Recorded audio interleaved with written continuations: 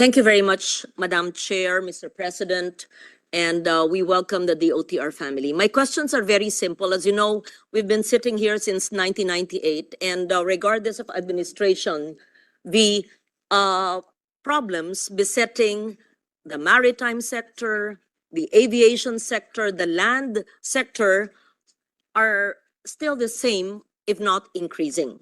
So I would like to know what the new secretary and the team, although it's been 1 year, is doing. And I'll just focus first on the micro, the parochial issue, since the Senate President mentioned about Bukidnon. Then I just wanted, so that everybody will be prepared for their answers, I will ask about the maritime sector,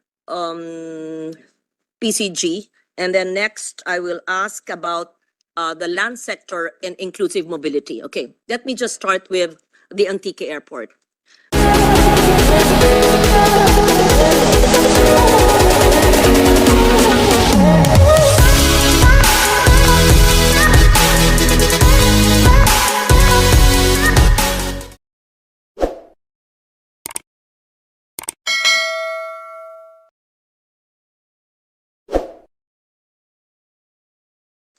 This the pandemic, please do not make the pandemic a reason, because this was way before the pandemic. May I know why is there such a delay for such a simple project in a province that was deprived of an airport where there was an airport? In short, it was still the time of then Senate President Drilon when he was in jest telling us that what we needed were goats and not an airport because it was filled with talahib. It challenged me, and therefore I believe that the more than 500,000 people in our province and even those in the next district in Antique would benefit, and so we were able to help with the airport. However, it's been so long. It's already 2023, last quarter, and the funds were in my third term. It's already my fourth term. It's not the fault of secretary. May I know the process why the DOTR downloads it to Caap so that, Madam Chair, it would look like the funds are obligated. Then it dies or sleeps in Caap, Mr. Senate President, itong ginagawa nila para mukhang obligated, para ang DBM ay magbibigay ng muli. So I hope this is not charged too much on my time, but please explain. What's the process of downloading funds to Caap so that it would seem obligated, and because and the implementation takes so long? So that general question, and then the answer, what is taking the Antique Airport 5 years or more before pandemic? They bid it to a contractor who never shows up. And ako po, hindi nakikialam sa contractor.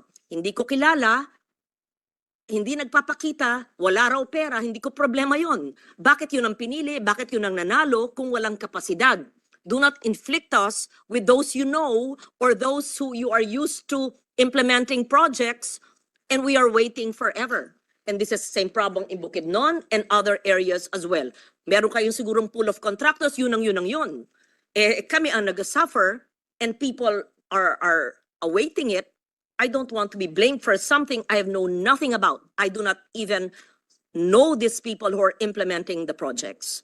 Now, Secretary, please. Yeah, Senator Lauren, Secretary, before you answer, I would just like to say, fair warning, we've also heard that in Caap may mga sindikato daw dyan na minamanipula yung mga kontraktor. Sige. Okay, so hindi natin, She said the word. hindi muna natin sasabihin kung sino, pero meron na kaming pangalan. Secretary, alam mo na yan, binanggit na sa'yo ni Senator Migs. Sige. Pakibantayan lang. Salamat, Madam Chair. So ikaw, gumamit ka ng salita. I was being very diplomatic, right? You used the word. I didn't want to name that because I don't want to accuse without having the hard facts. Yes, hindi mo sabihin pangalan, pero salamat na yun ang ibig ko sabihin. So wala po kaming kinalaman, pero yun ang nagpapatupad. So gusto ko lang po malaman, ano ang status ng Antique Airport? At hindi lang naman yun because I don't want to sound parochial. It's the same thing in other areas. And to be fair to Secretary Bautista, I was here as Chair of Finance in my third term. It was the same thing with the previous in 2013, 14, 15. Ganun din po. ang bagal-bagal at pinaparking sa Caap. DG Tamayo will give you an update of the Antique Airport. DG? Through the chair, if I may. As far as Antique Airport is concerned, allow me just to give a rundown. We actually have Because it would take the time of the committee. Can you submit that? And just answer me with one sentence. Is it 70% done? And when do you commit to finish the infrastructure, everything inside, and the site development? Because we are not lacking in funds. Nagbigay po tayo, nag-amend tayo ng budget para po matapos yan.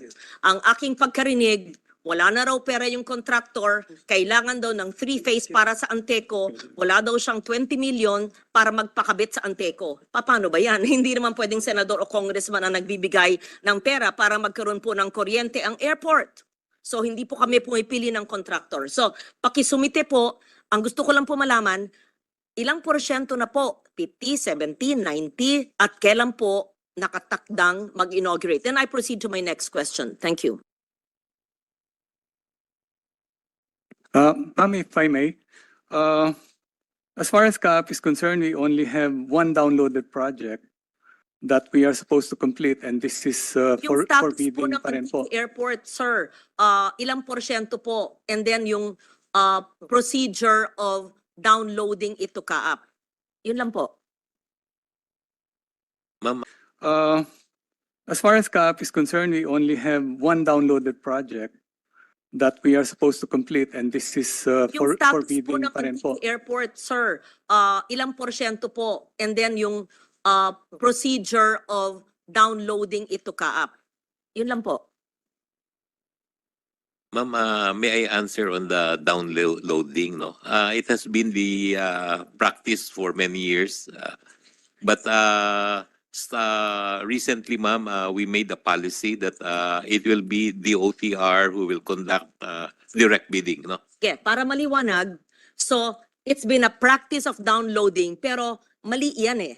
Kasi sa books, parang obligated pero natutulog sa Caap. Kaya nga yung mga pangakong airport, kunin nyo yung listahan nung panahon nung Aquino administration na ngayon din na ako, mga may Masbate, may ganyan, kung saan-saan, hindi mga naituloy, natutulog. So alamin natin saan ang Caap, lahat ng pondong na sa Caap in full transparency, pakibigay sa chair so that we will see. And all the airports planned Yeah. since 2014-15 na hindi na ituloy, baka yung pera nandyan pa sa Caap dahil naman hindi natin nakikita yan kasi na-obligate. we will Okay. submit, ma'am. So to prove the point, the fact that they are veering away from that practice means the practice is not good. Oh, di mabuti rin we cite it so it will no longer be done. Now, that's the status po. Porsyento lang po at kailan kayo matatapos sa Antique. Baka naman end of my 4th term po, 2028, dun lang po matatapos. Wag naman po, dahil 3rd term ko po yun. To the chair, if I may, ma'am. As far as the construction of the new apron, taxiways, PTB, admin building and site development plans, admin building and site development plans, it's 75.78 completed, and the target completion date is December of 2023. Kindly, sir, pakibigay po ng report na accurate po to date, right? Sa aking tanggapan, and I will hold you to that because every year they would say December 2023, nagbibigay naman ng petsa, hindi po nangyayari. Sige po, sana po matuloy na yan. Okay, I will not belabor the point because the good secretary mentioned that they will no longer rely on the usual practice of parking the funds in Caap. Hindi napapansin ng DBM na natutulog doon. So I would just kindly request that Caap will submit all the funds that are parked there that were intended for previous projects, namely airports, and what happened to it. Because I know it was during my time as chair when the funds for the Bukidnon Airport were amended in the budget. Yes, it was 2016. And it was not, you said nawala? It can't, nawala ba? It was not implemented. During the pandemic, Yeah. big chunk was taken out, utilized for the Bayanihan. So we went back to zero. It's probably not true, because it's in Caap. They cannot get anything that was downloaded in Caap, and we will talk to you about that. Okay, so thank you for that. Second, I proceed to the maritime sector and perhaps to the, Before we move to the topic, if it's Yes. if it's all right with our Yes. chairman, really half a second interjection lang. Secretary, di ba you also allow DPWH to UMOA with DPWH, for example, on the runway? Baka mas mabilis pagka ganun. Secretary, you've done it before, right? For Cotabato, Sangli. Actually, sir, the repair of the Cotabato runway is done by DPWH. So, It's usually, you just give them the specs. They yes, follow the specs. So, yes. so it's allowed under It's allowed, sir. AMOA. Yes, Just precedent.